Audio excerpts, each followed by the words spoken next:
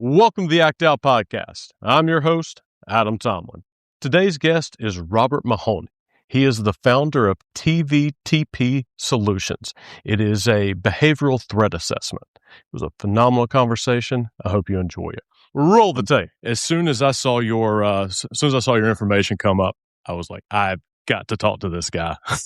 Well, I appreciate it. Yeah, I was kind of telling you a little bit earlier before we started, but my dad was a police officer for 30 years. And so growing up, he would take interrogation classes. And then, like, as soon as he would get home, like, I would basically sit underneath him, like, tell me everything that you learned, please. So very, very excited about this. Yeah, he'd try his interrogation techniques out on his children. That's Yeah. I mean, I definitely confess to a few things that I had no business confessing to. That dang read technique, I hate it. Yeah. So how did you get started? And I'm sorry, I need to backtrack a little bit. What is it that you do? So what I do is I run a company called TVTP Solutions. So it's an acronym that stands for Targeted Violence and Terrorism Prevention Solutions. And so I work with law enforcement. I work with mental and public health agencies. I work with school districts, along with some community programs, houses of worship, things like that. And I teach them prevention. The signs to look out for, how to establish prevention networks, what a prevention network looks like, what behavioral threat assessment, which I'm probably sure we'll get into later on in this interview, what that entails, what that actually is, and really trying to connect all of these different sort of sectors within the community to create sort of a concept of care rather than a system of care. And so that's what I do sort of on a day-to-day basis when I'm not going out there and spreading the word of prevention on people's famous podcasts. Well, it's kind of, I was going to ask you how you got into the field, but I imagined that you saw a huge gap in everything that you were talking about, how there is basically no communication in between the groups to actually be able to get anything cohesive done. Is that kind of what you saw? Pretty much, yeah. So I come from an emergency management background. So 20 years ago, 2005, Katrina happens, and I get inspired by sort of like the cascading problem solving aspect of emergency management. And I started working with local towns, states, all the way up through, some federal programs and things like that, mainly on prevention and preparedness for natural disasters. But then, as we've all seen, just a rapid acceleration of sort of targeted violence shootings and things like that. And after every single attack, I would hear the police officer or the governor or somebody talk about how, have to admit that, yes, this person was on the radar of mental health, or they had issues, growing up with the school district. And there were plenty of people who had reported concerning behavior about this individual to the police, but the system wasn't designed necessarily to be proactive. And so I looked at that and started saying sort of the same sort of thing, because we've all grown up in the see something, say something culture sort of after 9/11, and began to realize that we didn't have a reporting problem, because you don't get put on these sort of watch lists and get notified if you have a reporting problem. What we had was a coordination problem. And the systems, whether it's law enforcement or it's mental health or even with school districts, operate on sort of a threshold response sort of framework, where some sort of threshold needs to be crossed in order for them to sort of act. And so with law enforcement, you could report somebody. If they're not doing anything illegal, there's not a whole lot that law enforcement can do. You contact mental health. Are they a threat to themselves or others? Well, no, not yet. Well, then get to the back of the line, because I've got X amount of people that can address this issue, and I've got thousands of cases, and we're just going to have to triage this. And then schools don't really like to they have their own internal processes and sort of try to keep things more in-house for a lot of different reasons. And so they are often usually calling mental health or once that threshold, once their resources are sort of like overblown. Mhm. So I realized, as you sort of said, there's a huge gap in that coordination, but also in the methodologies of what we're doing. Mhm. And so the real hook for me was sort of coming to this realization that like no targeted violence or no violence in general is a random act. Because I kept Mhm. hearing like we are falling victims to random act of violence, or this was a random act Mhm. of violence. So I began to really do some research on that and came to find that there actually is a very defined process Mhm. by which people, irregardless of what their motivations are, whether it's, religious or political or, a combination of both, Mhm. they follow a very scientifically proven process that gets them sort of called the pathway of violence, that gets them to the point where they feel that committing an act of violence is sort of like their only way out. And there's a It's lot of oh, sorry. psychological sort of things that go into that process and a lot of different types of events. But that's So really, oh, yeah, go sorry. ahead. So it sounds like what you're saying is that the pathway to radicalization is the same, regardless of whether it's gonna come from a political lens or from a religious lens, whatever it is, those steps are actually identical regardless of which Correct. way you're being radicalized. Correct. And so, we've touched on radicalization, or you kind of have to be radicalized Mhm. first. Now, there are people that are radicalized, but who do not believe that sort of violence is the answer, right? And Oh, so we want to really? make that Okay. distinction because, Mhm. we don't want to, and this goes a little bit dovetails sort of into behavioral threat assessment, where we don't want to take our own biases and our own preconceptions and profiles that we have and narratives that we have in our own heads and Mhm. sort of impose that on somebody that doesn't sort of have any intention of doing sort of violence. And oftentimes what you'll see even from family members or the general community is they sort of push it to the background, right? Mhm. They will isolate that individual. There's a weird thing that we do just from a human perspective where if you see somebody who is struggling with addiction or with depression or something like that, there's a tremendous amount of empathy Mhm. that we display for those types of people. There's almost like a helplessness kind of thing that we put Yeah. on those people. As soon as you start putting on sort of like the tinfoil hat and start ranting and raving about certain things, we don't look at that as a sign of help. We look at that as a sign of like, you need to get that sort of away from me. Mm. And that's one of the hurdles, the psychological hurdles Yeah. that I train, people in, is to sort of look for those indicators, those behavioral indicators that might show that somebody is struggling, Yeah. right? And it's okay to be weird. It's not okay to be struggling. And we're totally fine with people kind of having their own grievances and popping off and having their freedom of speech Mhm. and believing what they want to believe. But there does come a time where the behavior starts becoming concerning, and Yeah. you realize that there is somebody there that actually needs attention and needs to have some type of discussion as to what sort of these motivators are. And really Mhm. what sort of boils down to are sort of three key pillars that we all sort of search for in everyday life. So the human brain it does not accept not knowing who we are, right? Right. So Yeah. we have to have a defined identity. We have to have a defined purpose, a community, and sort of all those three things kind of wrap around each other. And what we often mistake as people believing sort of the more radicalized ideas, and is that they believe wholeheartedly in the message, instead of the intangibles that come with the message. So for instance, Mm. you know, neo-Nazism. Okay.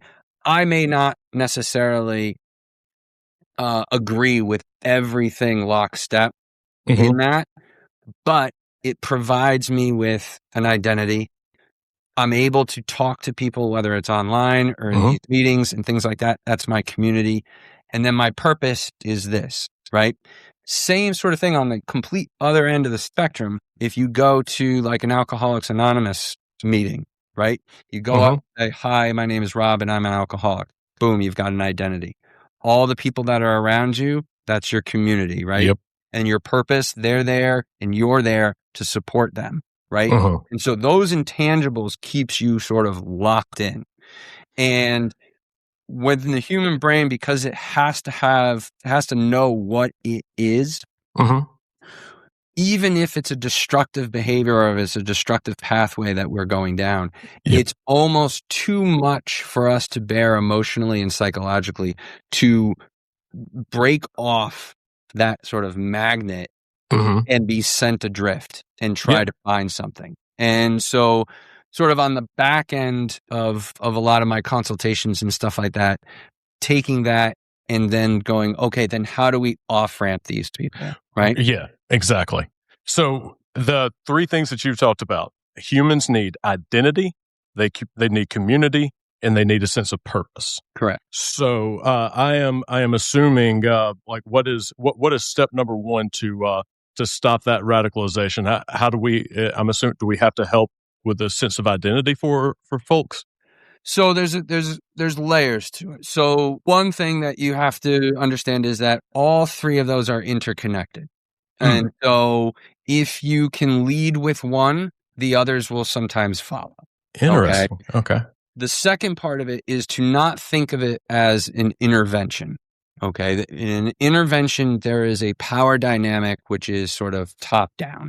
Okay. You're going to the person and you're saying, you're doing this destructive behavior. We're going to stop it. And I'm going to become in control. Now, with radicalization and everything like that, there's a little nuance there where because I've attached my identity and my friends and my community and my purpose are all there, when you take that top-down approach towards trying to, off-ramp these individuals, they take it as a personal attack. Yeah. And you actually have the counter effect that you're trying to do, where I will actually, because I feel that you are attacking my just who I am, I'm going to dig in my heels even harder. And so we try to intervene with facts or with arguments or debates and things like that. Those types of logical steps don't move the needle. Exactly. So what it's counterintuitive. It is. It's very counterintuitive. And so what you have to do is you have to appeal to the emotional side. And part of doing that is having a negotiation rather than an intervention. And what you are trying to do is get the individual to sort of break that hold themselves while also presenting other communities, other purposes, other identities that they can then switch over to. And the idea being that, people are only as faithful as their options dictate. So you want to provide a different option for them without them getting any kind of punishment for doing so. Right? There has to be a level of empathy and understanding. And think of this more sort of, I go negotiation. It's kind of like a hostage negotiation. And you should think of it as such, right? We don't do an intervention for a bank, hold up. We do a hostage negotiation. It's the same sort of thing. Why don't you come out and why don't you talk to us? Why don't we decide on different ways in which we can both, get what you want and we can get what we want and everything else. And eventually through different, negotiation techniques and strategies, you can actually get that person to do what you want to do. And they're the decision maker. and they Yes. feel that they have actually some control over where they're going. And that's really sort of like when it boils down to really one specific thing that you're trying to do, you're trying to showcase to them that they have some sort of control Yeah. over where they're going. Absolutely. You touched on really one of the biggest things for me, and that is if you want to change somebody's mind, you have to touch their heart first. Yes. And actually, one of my previous episodes, I sat down with somebody from Colonial Williamsburg who he is Patrick Henry. So whenever if you're in Colonial Williamsburg, you see him. That's Patrick Henry, and he and I were talking about like giving speeches and how do you change people's minds. And at one point, he said, like Thomas Jefferson came up to me after a speech and said, "I have absolutely no idea what you said, but it was the best speech I ever heard." And what we had like realized is like, well, because you weren't talking to his mind, you were talking to his heart. Yeah. And that's how you're actually going to change someone's mind.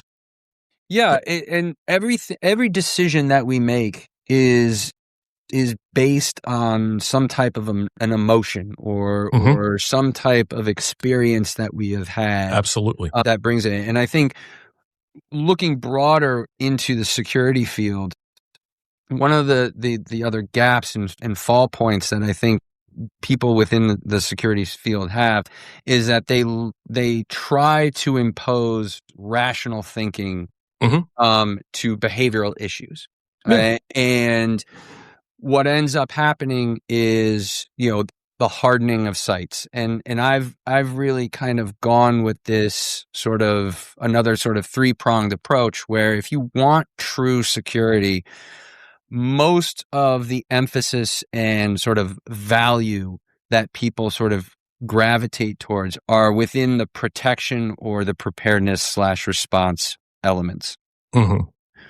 More cameras, hardening of doors, card swipes, bulletproof glass, et cetera, more people, more security guards, armed security guards, people with military gear now and all this kind of stuff, sort of like this over, constant escalation of sort of this outward, almost daring, like, don't even try it kind of security. And then you have preparedness and response of, we're going to do our active shooter drills, or we're going to try and have evacuations and everything else. There is value to that. And I'm not saying that prevention should supplant that, but there needs to be a balance. And in order to have really good, effective security, you need a proper prevention strategy along with your protection and along with your preparedness. Because in the prevention side, the prevention can be very more emotional and narrative based. And I think when you go into the protection and preparedness realm, the narrative is not always the narrative that you are trying to achieve. And the best experience personally that I've had with that is I went to a liquor store years ago in a neighborhood that was transitioning. And I'm going up to the liquor store and I see the CCTV cameras and there's cages and bars on the door and there's like a huge fluorescent light and there's a steel door, and I go through a metal detector, and then I have to get wanded by a security guard, and then there's bulletproof glass floor to ceiling, and you have to do all of your commerce through a drawer and everything else. Must be some really good liquor. Well, that, and that's kind of the whole narrative was like, okay, this is the most secure place I've ever been, but I've never been more scared in my entire life because the narrative wasn't, oh, look at all of these security measures, look at how safe I am. It was, what the hell goes on here? Right. That they felt the need to have all this stuff. Yeah. Right. It's easier to get in a courthouse than it was that liquor store. Exactly. And so I think there's a huge psychological narrative gap that happens. And by bolstering sort of your prevention methodologies and having at least somewhat of a balanced value across it, you actually get way better security from it than if you were to just go sort of the logical route Right. of a defensive posture of we are going to put all this stuff and, roll the dice that something, that all this stuff will somehow protect us in the event of an attack, even though we know that there's a guy down the street that everybody's concerned about, and we're not being proactive in getting that individual some help. Mm-hmm. Do you have any kids? I do. Okay, so I have a 2-year-old, and the easiest age in the world to parent. But I've noticed that whenever he is very upset, and he's he's about to throw something, be very, very angry, I I would try to be like, Camden, you shouldn't do this, and then would try to be as logical as possible, and he would just scream and throw and do whatever, and it did absolutely nothing for behavior modification. But if I kind of give him a little bit of space and let him kind of get that out of the system, once he gets regulated, I can talk to him on a more, on a more logical side, because his brain has switched and it's like, hey, I can, I can talk now. I've got my prefrontal cortex working again. So it seems like we kind of go in with our prefrontal cortex when people are using their amygdalas.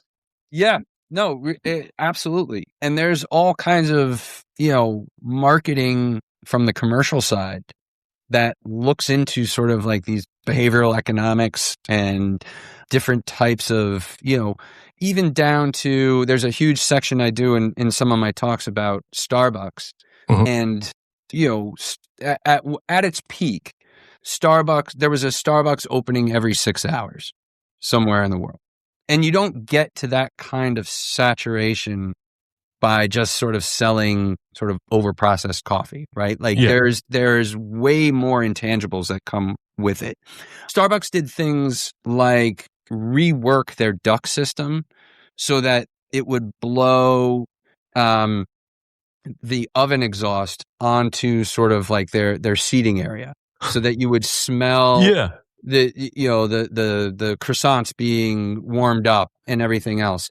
They commissioned a different type of coffee maker, because one of the things that was a main goal of them was to sort of mimic European cafe culture. So they wanted people to hang out, have a conversation, and talk.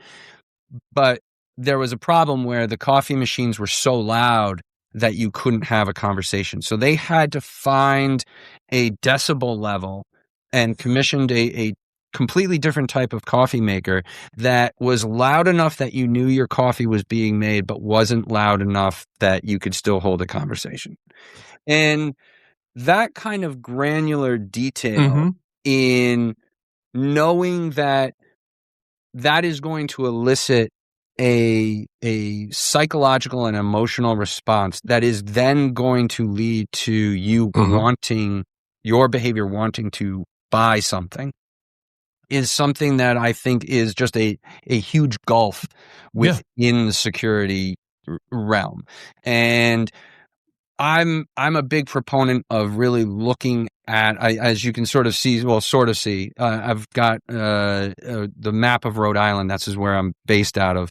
So I have the luxury of being next to RISD, which is the Rhode Island School of Design, which is a college that does a lot in terms of marketing design, but also architectural and things like that. And I've worked with them off and on trying to develop sort of a study on how do we design spaces with security in mind.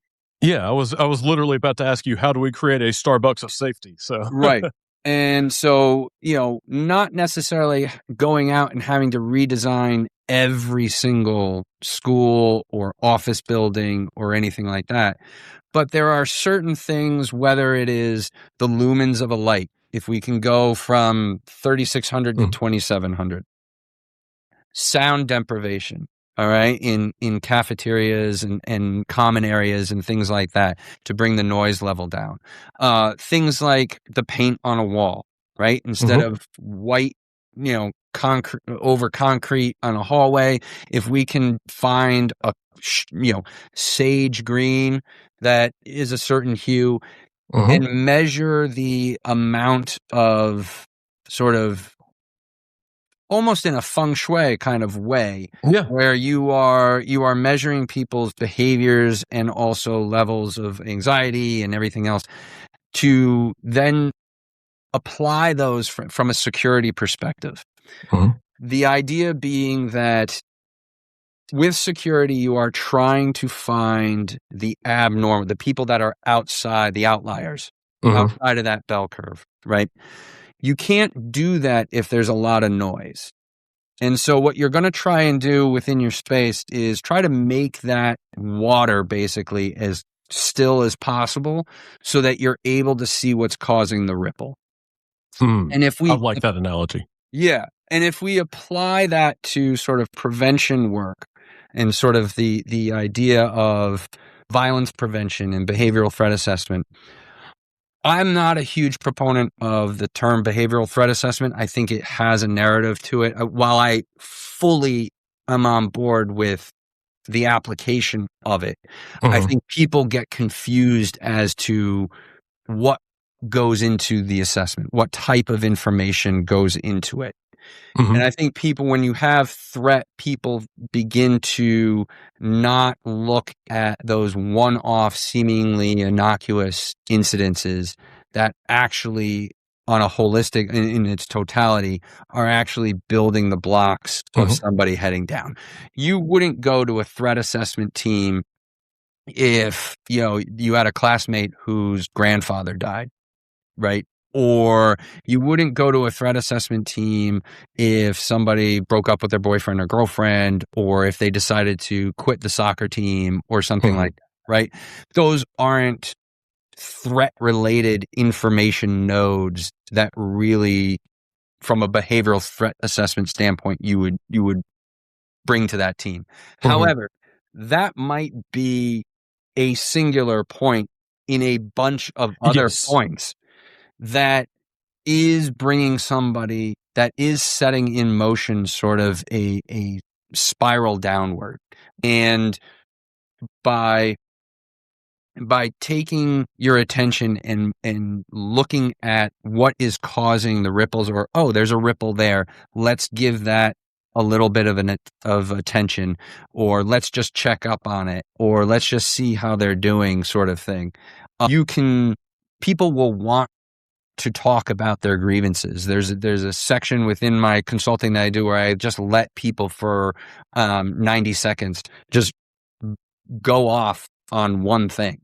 And it's amazing how easy that is for people to just do, right? And just talk to the person next to you about a grievance that you're having or something that's bothering you.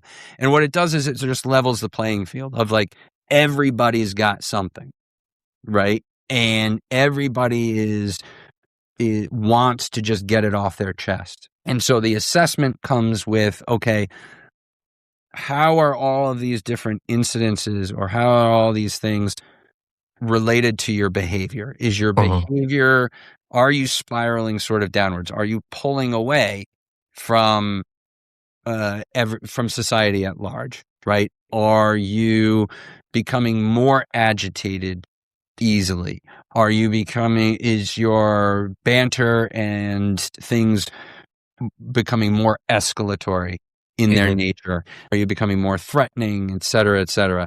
And again, we seem to have this kind of threshold mentality where schools don't want to activate anything until all of a sudden I post on Instagram with 2 guns and say, tomorrow's the day, right? And now everybody's like is running around and calling, and we're suspending, and we're getting everything in motion, and we're causing all of this stress, not realizing that we've had 6 months, 6 years of runway leading up to this point, and trying to sort of thread this security needle of between threat to attack, expression of threat to attack, rather than looking at everything that happens sort of left of Right. boom, right, is kind of the stumbling block for just the way in which we've sort of designed these systems.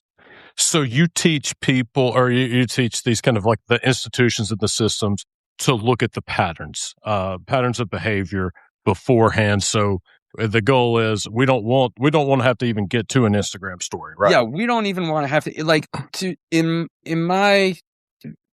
my sense is, if you've gotten to the point where a threat has been expressed, which is one of the stages when we talked about the very, scientifically proven stages of sort of the pathway of violence, expression and outward expression, broadcasting of a threat is one of those steps. Can you please go through those steps? So it starts with grievance. It moves to planning. It then moves to sort of broadcasting or acquisition. It's sort of in the middle, and then broadcasting, and then you have the actual attack. Now, those stages sometimes can overlap a little bit, but for the most part, they are going to follow those steps.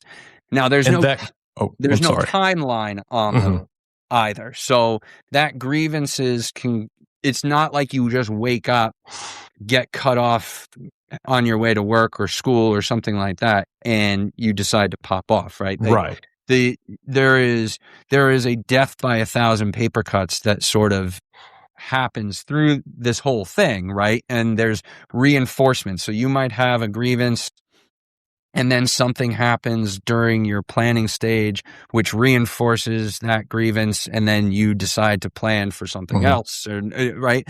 But you are going to follow that pathway of grievance, planning, acquisition, broadcasting, and then your attack. Now, there is a rule of thought that the broadcasting area, and even through the whole pathway of violence, that the escalation in behavior is actually your subconscious trying to get the attention of everybody else, that you need help. You see this with people who have suicidal ideation a lot, where they will broadcast their intentions of, seeing who's going to come to their aid. Right. And see if anybody cares, and then when nobody does, they harm themselves. Most people who carry out targeted violence now have some type of suicidal ideation associated with it, where they are either going to kill themselves after the event, or they expect to be killed during the event.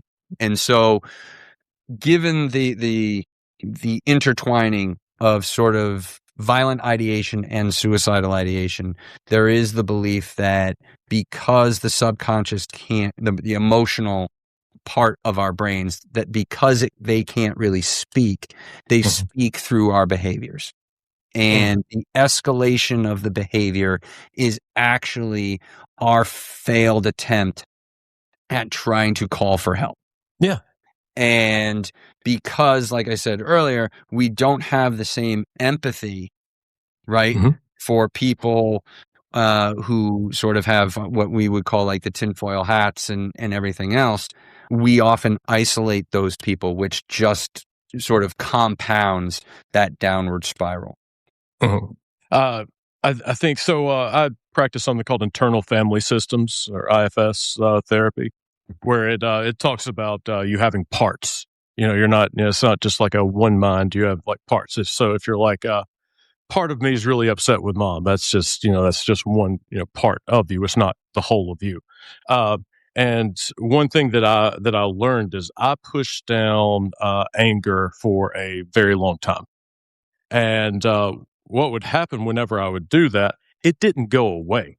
It kind of felt like it subsided at the moment, but all it did was kind of fill up my teapot a little bit more. And so the next time I got angry, I wasn't just reacting to one situation. I was also reacting to that other situation that I never regulated myself for. So it makes perfect sense to me that, it's these it's the subconscious, or it's these parts like screaming for help, like, hey, please see me. I want to be heard, but they're being ignored and pushed down. Right. And that's everything kind of interplays with everything. So, the identity, the community, the purpose, the way in which we were going to off ramp everybody by giving them different options in able to find that control and things like that. The whole pathway and that as well. Sort of I think one of the things you had touched on, I don't know if I answered it correctly, was, a lot of my work when I go out and I talk to these different entities and these different sectors and things like that, what they classify, what they are allowed to know about an individual, whether it be through HIPAA or FERPA laws and things like that we want to be sensitive to. But even something like with schools, they will categorize different behavioral issues in different systems oftentimes. So they will have, certain Title IX infractions will go into one computer system or one computer file, and only a certain amount of people will have access to that. And then there will be other things that are in just sort of like a general file or, a third database. And there's all these different gatekeepers. And, police reports, those don't often get shared. Mental health reports obviously aren't going to get shared. So the idea going into sort of this fighting between the system of care of what is the system designed, how is it designed, and how is that information stovepiped, to a concept of care of, okay, how can we coordinate our resources amongst all three of those sectors with the information that each of you sort of has or doesn't have, to find out where we can sort of coalesce resources to get that individual some help. And that often takes going outside of that sector, right? Yeah. And so when we look at sort of a whole of community approach, we're bringing in, I've had success stories of bringing in bus drivers at school districts to threat assessment teams. Okay. For the purpose of identifying threatening violent behavior. Mm-hmm. But what we ended up getting was information about, this student is getting dropped off or picked up at a different stop than the other, and finding out, they're doing that because there's some substance abuse that's going on at the house. Or I saw a kid show up at the bus stop and their car looks like it's filled with, pillows and mattresses and things like that.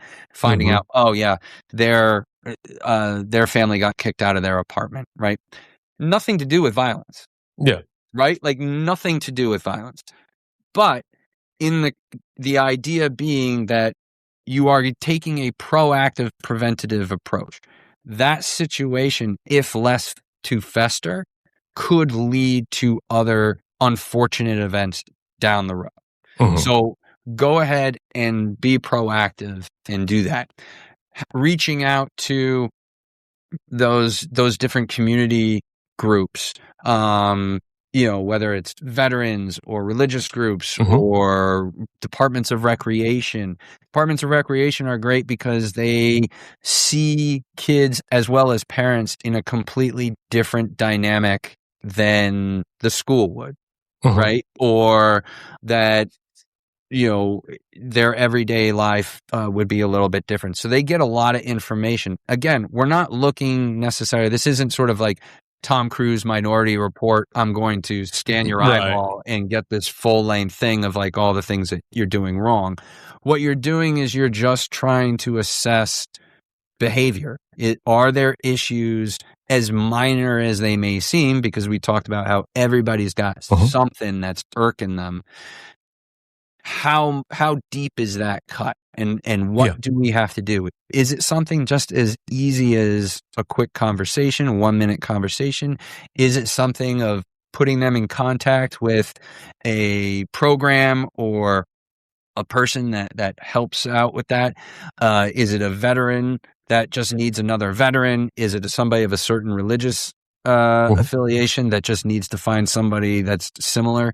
Again, going back to trying to fill those buckets of identity, community, purpose, right? And trying to make people feel as though they're not in isolation. And that really is, if there's one key sort of predictor of potential violent behavior, it is really isolation. All those individuals that have carried out attacks, they are not the life of the party. They are the people that nobody invites. Okay. They are the people that have separated ties with friends, family, society in general. And the only thing that they are fixated on is their grievance and the community that shares in that grievance. I think that it is incredible that we're talking about prevention of violence. And you didn't say a single time in anger management class or something that is like stopping violent behavior. It's like hey, this person has substance abuse issues. Let's get them, in touch with, with a rehab center. If someone's having issues with being unhoused, we need to get them in a center for this. So it's so interesting to me that we're talking about like literally a matter of life and death, but it doesn't even have to be. But it's not even about violence. Yeah, it's not about it's. I am trying to go to the worst case scenario and work my way backwards, right? And if we can prevent violence, whether it is self-inflicted or onto others or both, is the absolute worst outcome that we can possibly have. If we work backwards from that, we can get all kinds of different issues solved using the same strategies and methodologies that we're using for the worst case. I'll give you a great instance, couple of great little case studies here. I work with a lot of different states. One of the states that I work with, and I've made this public, and they've also published it, so it's I'm not throwing them under the bus. But the state of Vermont went and did a study on everybody that committed suicide within their state within a calendar year. And they found out that something like 96% of the people that committed suicide that year were entered into at least one social state program that they were getting assistance for. 78% of those people within a calendar year that committed suicide were in 3 or more different systems. Okay. Now, you can look at that, and obviously they did, as a huge failure on the systems. I look at it just slightly different. One, the people that need assistance are not unknown entities. This goes back to sort of the idea of that we have to prepare for random acts of violence, that this just sort of pops up in our face. It doesn't. We know who they are. Okay. 2, there is no interconnectivity amongst the programs and institutions that are designed to help us. Okay. They are single tracked. You do not just become homeless. There are a lot of different factors that lead up to you becoming homeless, right?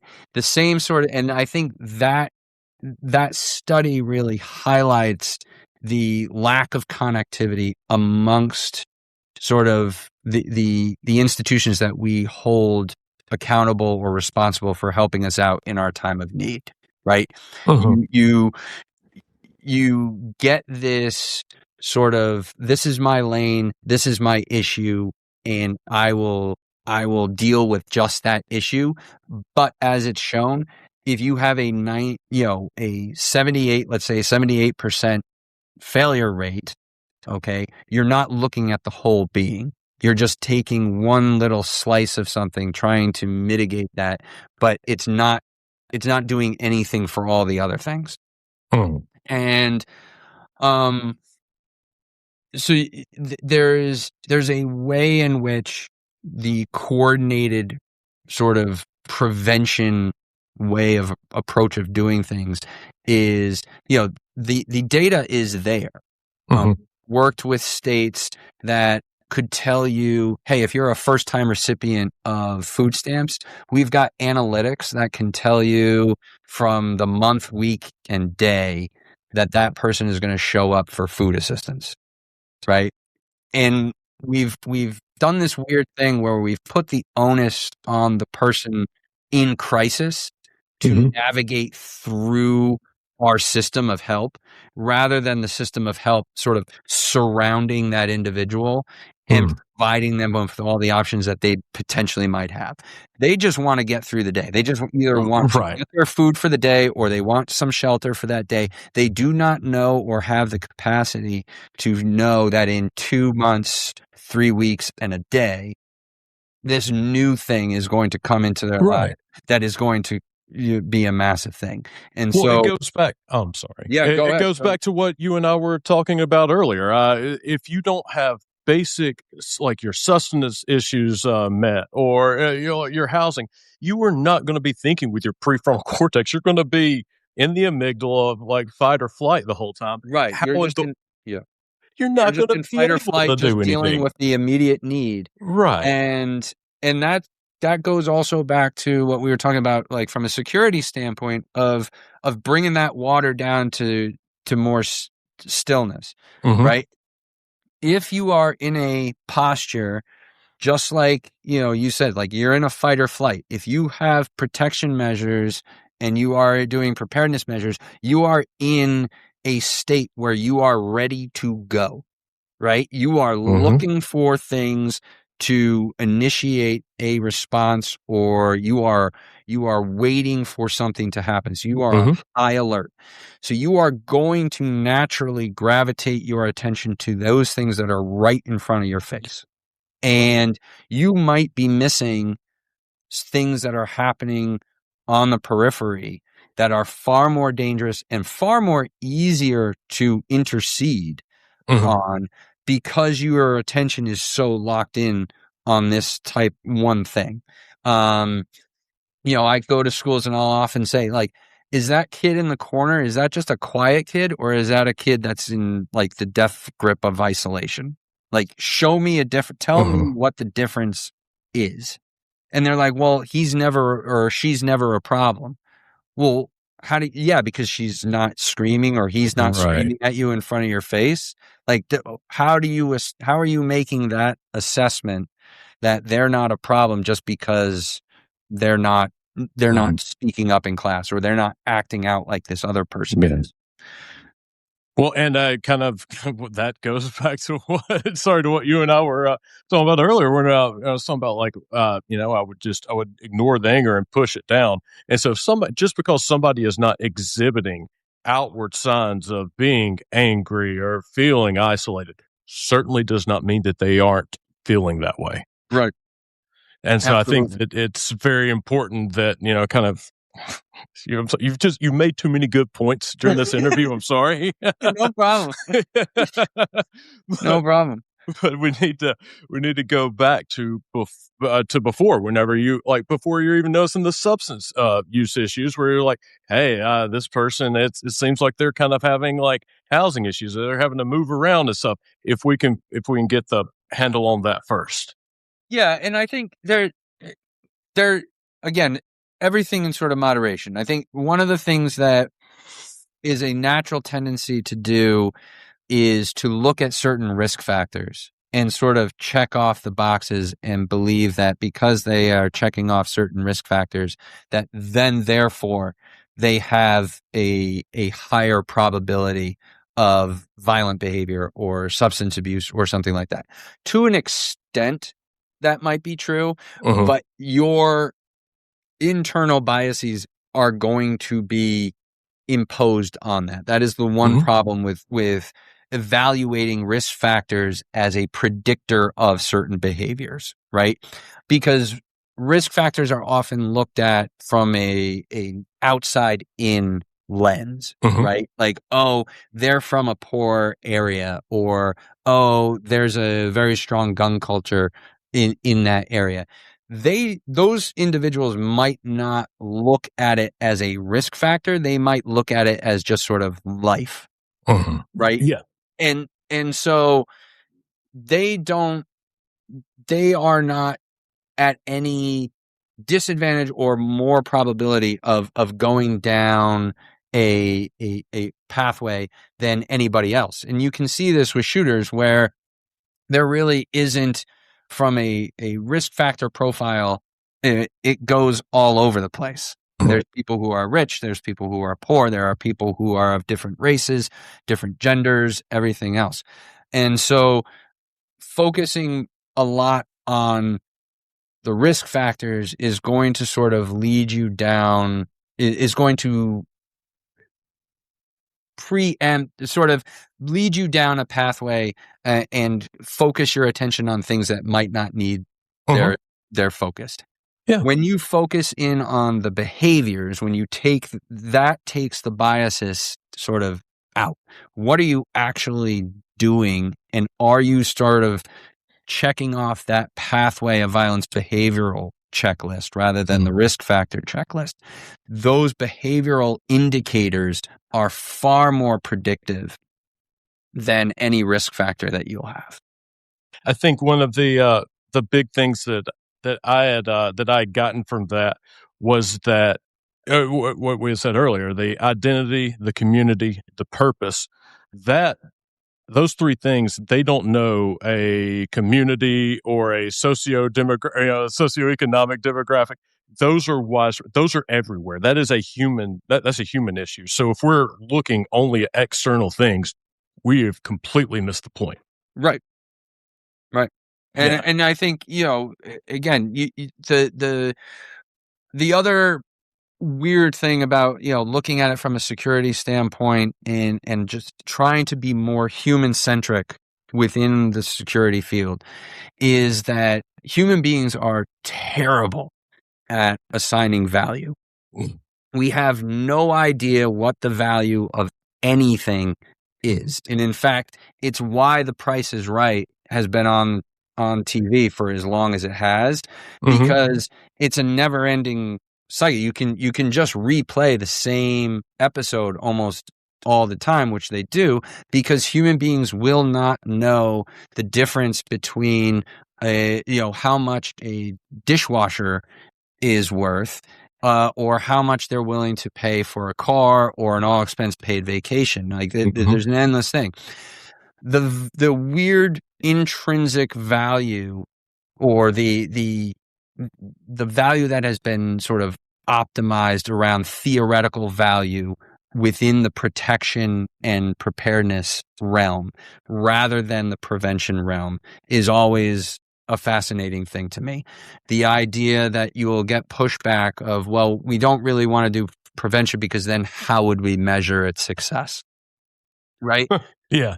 That's a good point. Yeah, my pushback to that is like, well, what is your return on investment on the cameras? What is your return on investment on the bulletproof glass on the windows and things like that? Like, is your metric just because something didn't happen, that it all of a sudden justifies the cost of it? And what if, and so therefore, if we're trying to make a logical argument of, okay, we're going to value X amount of dollars for protection measures, but we could do 1/4 of that cost for prevention, but we won't because why? There's there's a very odd dynamic that we have, and I believe there is something sort of just more tangible in seeing guards, and there's a narrative around it. If you go on any college campus, you'll see these sort of like these blue light towers, these telephone towers that are all over the place.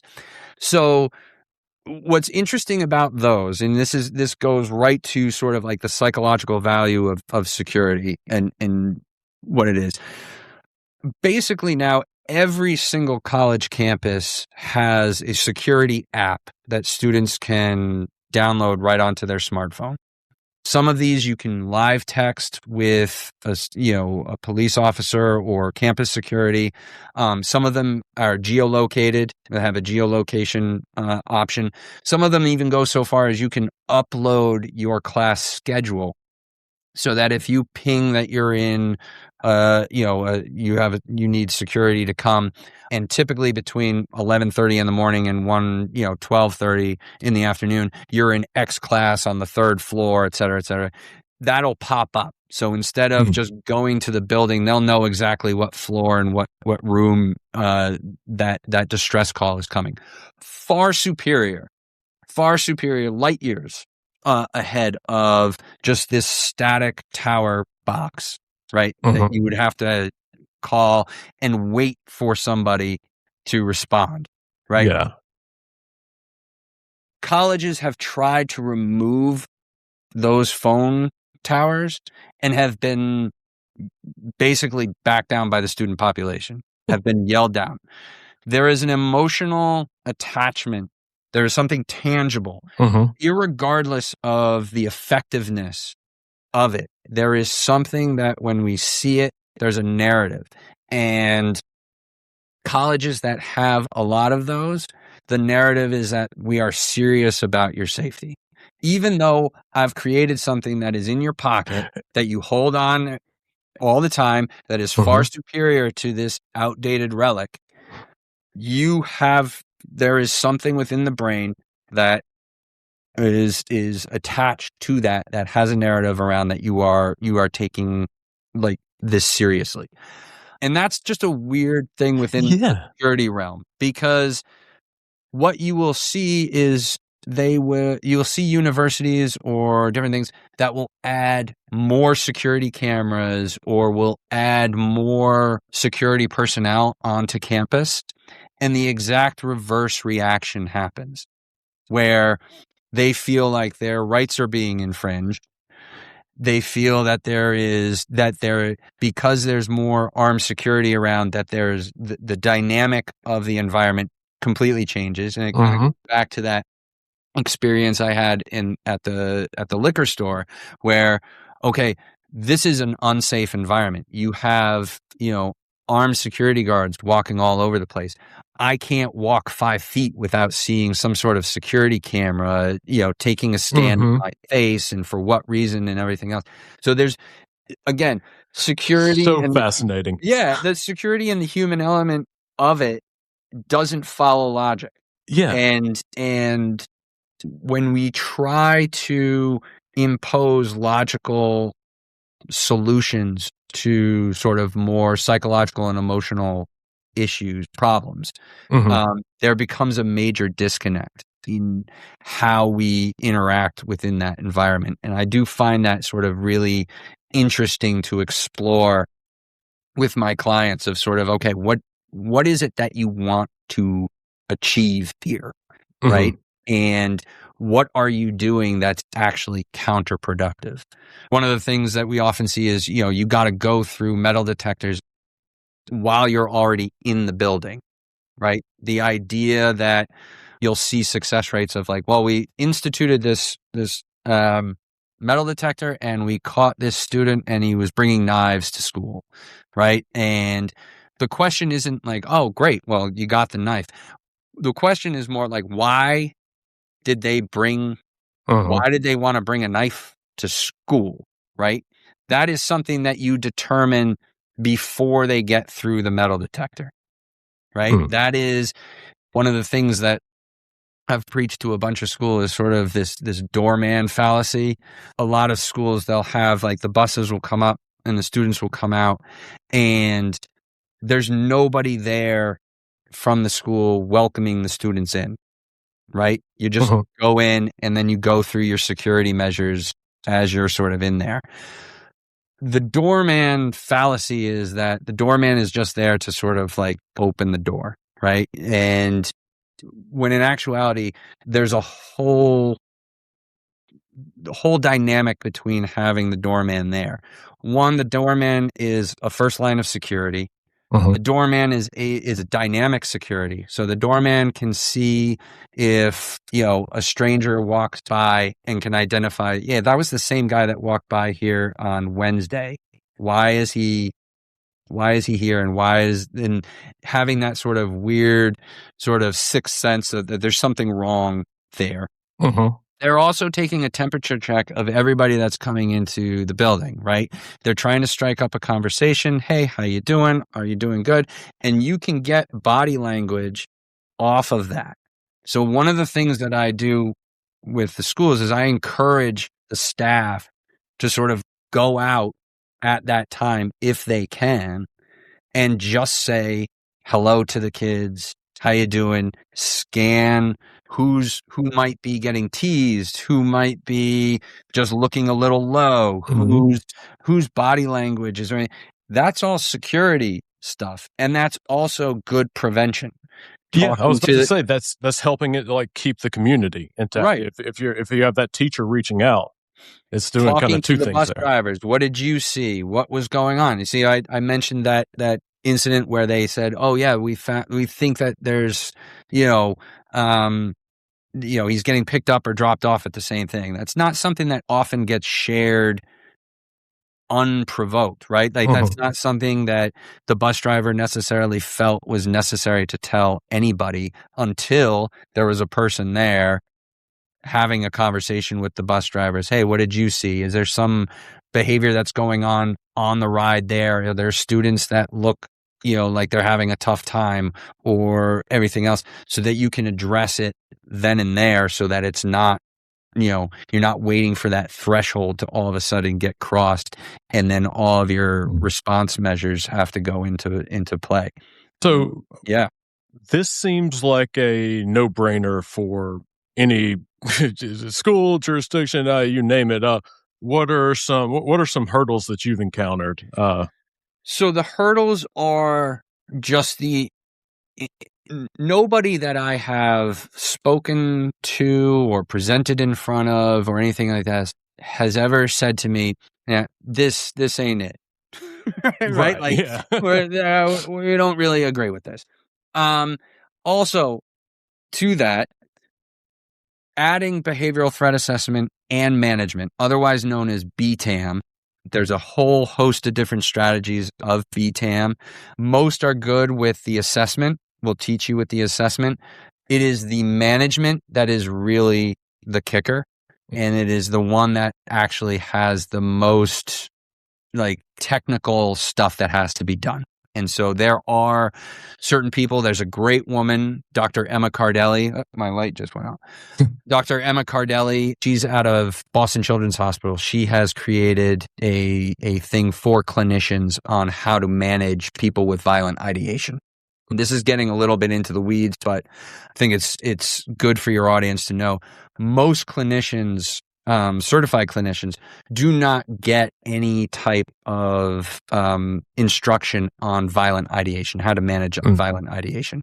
It is typically piecemealed between substance abuse management strategies and suicide management strategies. And so there are specific nuances with people that have violent ideation that the management is a little bit different. And so I'm not a certified clinician or doctor or anything else, so I don't do that part of the training. Right. But in saying that, instituting behavioral threat assessment teams, or what I like to call care teams, I think there's a much better way of looking at it from a prevention lens. Again, we had talked about, those one-off incidents that don't really go to a threat assessment team, right? Or don't feel like they rise to the level of a threat. Right. Where if you categorize it as sort of a care team, that encompasses all kinds of different things, minor and major incidents and things like that. So any place, whether it's a workplace or a school or even a town, we're starting to see town-wide behavioral threat assessment teams or care teams being developed. Nobody who has instituted that has ever dissolved that team. Okay, so once you've inserted it, you're locked in, and everybody has raved about it, about how effective it is. But it's really the coordination that you are trying to achieve with that is nipping things really early on, getting interceding where it needs to be at an appropriate time, way in advance before any of that kind of happens. And so it's talking to towns and stuff like that. The hurdle is that these types of programs and the way in which they do business is so entrenched that there is, and it goes back to sort of the identity, community, and the purpose, right? It says on the side of cop cars, protect and serve, not prevent and serve, right? And so that whole sector and system is designed with the protection and preparedness / response methodology in there. We've already talked about mental and public health programs and how they are kind of stovepiped to a singular issue and how they don't necessarily look outside of their issue. Now, there might be networks within that system, but systems are generally very, very rigid.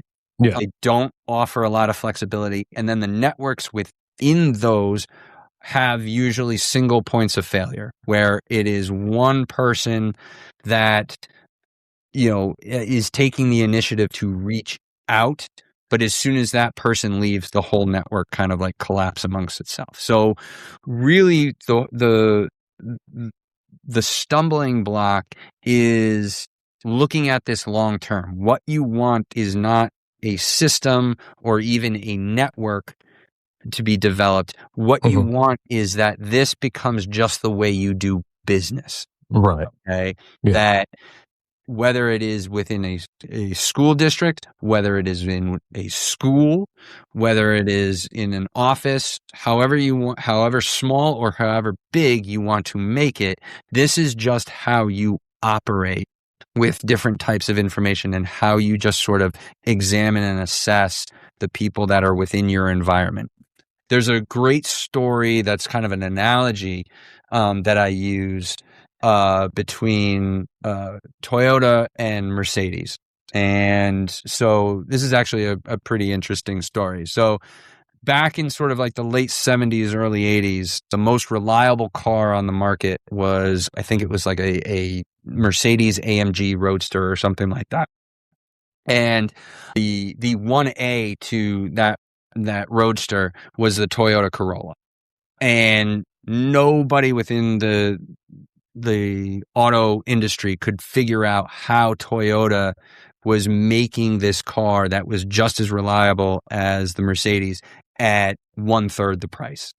And what ended up sort of happening was a deep dive into just the processes of how Mercedes manufactured their cars, where there was a huge emphasis on training and bringing the technical aspects of everything. Took years and years to sort of master and training and an apprenticeship and everything else. And then there was like a 2,000 point inspection once it left the manufacturing garage before it hit the lot, right? And for that, you paid a premium, all right? Because you had to keep these experts on staff and you had a lot of training and everything else. Toyota did none of that. Toyota didn't have an inspection. Their employees on the line weren't really highly trained. In fact, they moved them from different parts onto on the line, doing different things. But what Toyota did that was so different was they put their quality control not at the back end, but they inserted it across the whole manufacturing. They integrated their quality control throughout the manufacturing process. And so what they did was they created really a culture of prevention. They encouraged everybody on that line to, if there was something, no matter how minor or how major, they could stop the manufacturing, the line right then and there. And somebody would come over and they would say the problem, and they may end up having to call somebody out that from the previous team that worked on something. But what they did was they created a culture where that person, yeah, you made a mistake. Okay. But in 2 months' time, that person that made the mistake might find that you made a mistake. Right. Yeah. And so they created this really formidable culture that was, 1/3 the price, and it was throughout the whole manufacturing, and they achieved, one of the most reliable cars on the market. Mm-hmm. Now, from a security standpoint, it's kind of the same. Listen, Mercedes did have a reliable car, right? Like, they just had a premium on it. It isn't that, the protection and the preparedness and the response things don't work, or that your response after that threshold has been crossed, that you don't have your 2,000 point inspection and can't get a reliable car out onto the market, right? You can't do that. However, it takes so much more effort, and you are essentially threading a needle, and it is way more expensive to do that than to just integrate your prevention protocols into the manufacturing process, where you always have these checkpoints. There's no punishment or anything else for getting it wrong or for calling somebody out. We're not trying to snitch on everybody, because they all looked at themselves as, we're all trying to keep ourselves, we're all trying to make the best car here. We're all in this together. If you're having a problem, I might have a problem later on, and everything else. And so that's really that integration of just how you do business is really what I'm trying to get installed at all different levels. Because as we've mentioned numerous times, none of this is random, right? None of these acts are just these pop-off events that had no lead up or were just a complete surprise to everybody. So if there's one thing that I want the listeners and the viewers of the podcast to understand, is do not fall for the random acts of violence. There is no random act of violence, whether it is a shooting, a mass shooting, or whether it is a road rage incident out on the highway. There is always the grievances, there's the lead up, there's the assessment, the evaluation and acquisition and everything else. There's all these death by 1,000 paper cuts that lead to the character arc of this sort of explosion of violent behavior. And so that's the real mission here, is trying to get people not just on board, but to just shift their framework and their perception of what they want out of security, right? And is what we're doing, is the return on investment, if that's the metric that we're going to be sort of judging everything on, is that the correct metric for what we are trying to achieve? If my listeners are wanting to find out more information about you, where can they find you? So TVTP, Targeted Violence Terrorism Prevention Solutions. Our website has a contact page. They can contact me. I'll do a virtual link in the bio. Yep. And I'll do I can do virtual trainings. I can do in-person trainings. I can do trainings specifically to a certain audience. So if you are more looking for an education bent or a mental health and public health bent, or even a law enforcement bent, I am able to sort of navigate through those waters with you to make it the most bang for your buck. I also have a YouTube page, which you can sort of link to through the website, and everything else has interviews just like this that I've done, as well as some educational, small, 5 to 7 minute documentary type things about certain specific things within the prevention field, whether that be a case study or just sort of a reframing of what prevention is. So I just encourage everybody to, don't be a stranger. And if you want me to talk or present something, I'm happy to do so. I just have one more question, and it's purely for vanity purposes. Those other interviews, they weren't as good as this one, right? No, certainly not as in depth. No. So I have. So I appreciate this interview, and again, Adam, I really appreciate just giving me the platform and allowing me to do this, because there's ways to do this top down, and I feel like this is more of a bottom up type of thing.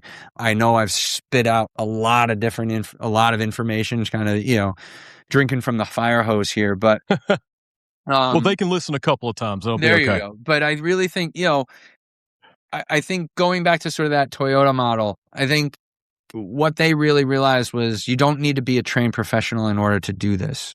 That if you look at it from a holistic standpoint, every single person has the ability to see behaviors, notify appropriate people, even do something as simple as the power of hello. If you are not feeling like capable of doing a negotiation or an intervention or anything like that, I'm not looking for intervention specialists.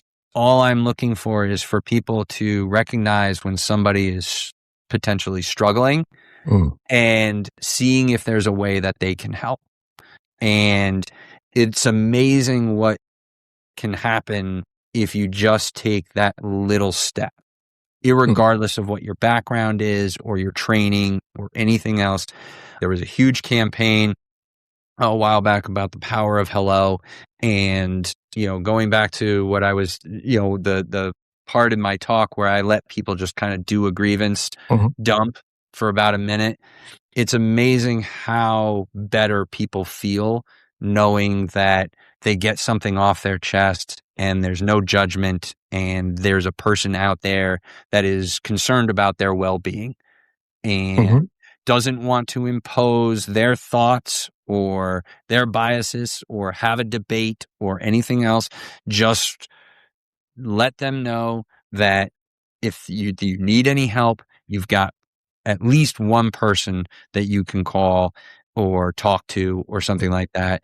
And it's amazing how effective that is. And so there is a lot of technical expertise and a lot of terminologies and methodologies and strategies and everything else, but really at the core, it is just a human to human kind of hello, how are you? Is there anything I can do? Is there anything you need? Can we help? Anything like that, how far that goes before you get to any of that technical stuff. Robert, man, this was freaking awesome. I've had a blast talking to you, man. Thank you so much for acting out with me. Oh, thank you. I'm glad to hear it.